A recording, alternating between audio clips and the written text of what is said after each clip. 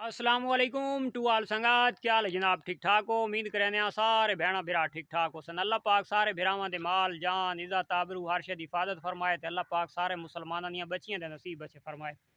मारका त्राए दिहाड़ा तो साढ़े कोल सर्विस कोनी ते इस वजह तो वीडियो भी कोनी बनी ते आज ही कोशिश लगे खलोते हैं अल्लाह करे शाला वीडियो अपलोड थी वने ते माशाल्लाह जनाब मिस्त्री हजरात नु चेक करो। अज पूरी दिहाड़ दे विच एक मिस्त्री 13 फुट हाइट 36 फुट लंबाई ये धारा शारा ही विचे ते उस्ताद और लिपी खलोता है भाई उसका केड़ा हाल की खलोता है। तो माशाल्लाह चंगा भला सादा मिस्त्री कद कड़ी खलोता है। आज उस्ताद दी सफाई चेक करो। मैं शहर लगा गया एक कुंडा थोड़ा जिहा डिंगा आई तो उस कोने दे निसल आया इस वजह तो बंदे कावड़ चढ़ती है तो वह कुंडा ही लगा खलोता है तो वह उस कोने दे कुंडा लगा खलोता है। और माशाल्लाह ये पलिस्तर थी गए उस विंडो की भी धार बन गई है उत्ते भी सारी बन गई है। इस कमरे की उत्तू सिर्फ रांदी सैडा बन गई ये सैडा बनादा पे उत्तू बनादा पे रहे वैसी याद ये को या वो शायद रह वने तो उस्ताद कर वैसे कलिया रहो नहीं होता ना तरकाया ही बात के। लेकिन उस्ताद भाई आज बड़ी हिम्मत मारी है माशाल्लाह। इदू कमरा अंदरू कंप्लीट थी गया है। एक कानो सो उथू जाके इतने तक लिपी खलोती है उतू लिपी खलोती है बस सिर्फ तलू तलवा पास है लिपणस तो एक कानोस थी वैसी कलियार ये इदू चेक करो कोई महसूस थी है कि टाइलों की कानोस बनी हुई है। कारीगरियाँ चेक करो उस्ताद रबड़ दे मिस्त्री है ना रबड़ दे ये देखो ये सामने टाइलां तो ये पासे तलू तलवा पास थोड़ा जिहा रह गया तो वह कानस पूरी रह गई है लिपण वाली वो लिप के वात इंशाअल्लाह इस उस्ताद और बने सन शोकेश।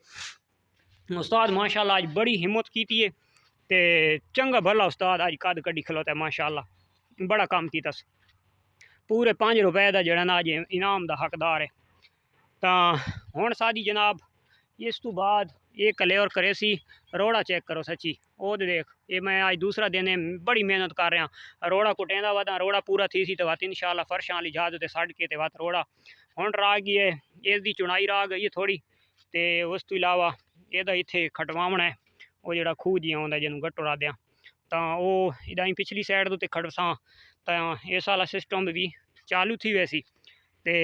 उस तो बाद रह वैसी 4 दीवारी वो इट्टां की पोजीशन देख के इनू क्लियर करके गटर शटर बना के सारा कुछ करके ते वाती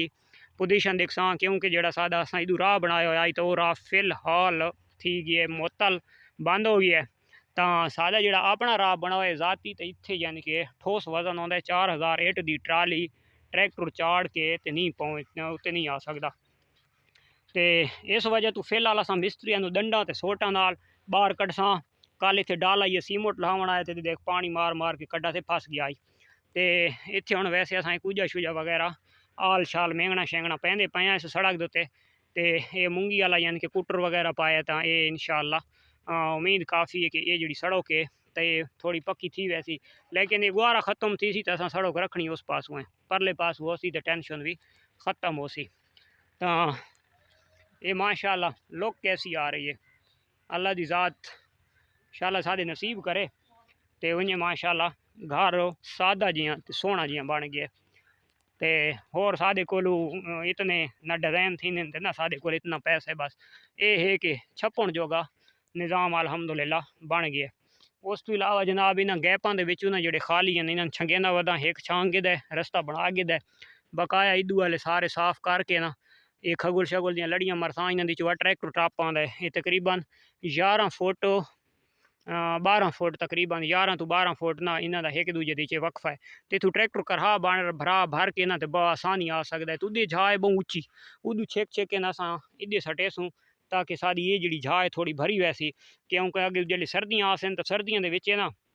साढ़े को मंडियां नीचे आवड़ते हैं शरी वगैरह यानी कि पौधे जितना सारे तो अस छोटे पौधे लावन नालों तो अस पौधे गिनसा डायरैक्ट वे ताकि जेड़े माल बकरी भेड़ भी उसनों खराब ना कर सके ना खा सके तो जितने जितने सुफैदे खलोते हैं तो इतना इतना उच्चे बूटे गिनसा इतने ताज़ी जड़ा ना भरा थी हो सी तो वो तले आल शाल सटसा पक्की मिट्टी थोड़ी थोड़ी सटेंदे विसा तो लैंदे विसा तो बूटा बहुत जल्दी यानी कि फुटदा भी है और ग्रोथ जी है तो बहुत जल्दी करेंदा है। और ये जी बजरी पई है ना ये फर्शों तो बहुएं वाशरूम तो ही बहुएं तो कमर के फर्शों तो ही बहुएं ये बजरी तो नहीं लगनी ये अगे सादा जो राह बना हुआ तो ये राह शाह फिनिश थी गया। उस तो बाद मिसा अल्हम्दुलिल्लाह सारा सुखा गया काफ़ी दिहाड़े मेहनत की है, सारे खिलार के सुका के ते इकट्ठा कर छोड़ा है। ये अलहमदुलिल्लाह बिल्कुल नमोकार थी गई, फिल खुश्क हो गई है। अपनी मूंगी जड़ा तो बाद माशाल्लाह जी रही है जो कढ़वा गई दी से, तो उसके मिस्से का कलर चेक करो माशाल्लाह बिल्कुल खूबसूरत कलर है। ये अपनी मूंगी का मिस्सा निकला या आखिर दुते इस मिस्से भी असा इस पासू वाला मिस्सा ज़्यादा खराब आई तो अस अपने घर वाला जड़ा मिस्सा आई तो ये तुसा लैन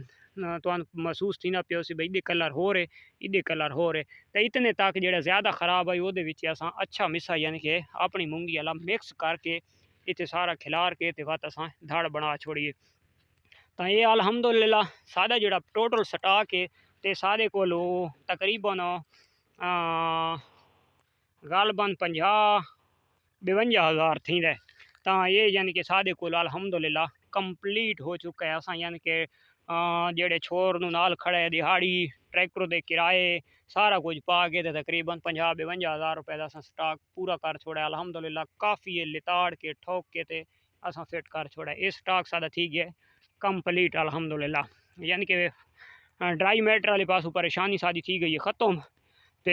हुण जड़ा ना परेशानी सब तो पहले ये रह गई है क्योंकि सादा बिजनेस भी फिलहाल इन्होंने मकानों की वजह तो बंद पी है। जिमें सारे मकान कंप्लीट अलहमदुलिल्लाह थींदे पैन तो वत इंशाअल्लाह मंडियां होसन तो लाला होसी तो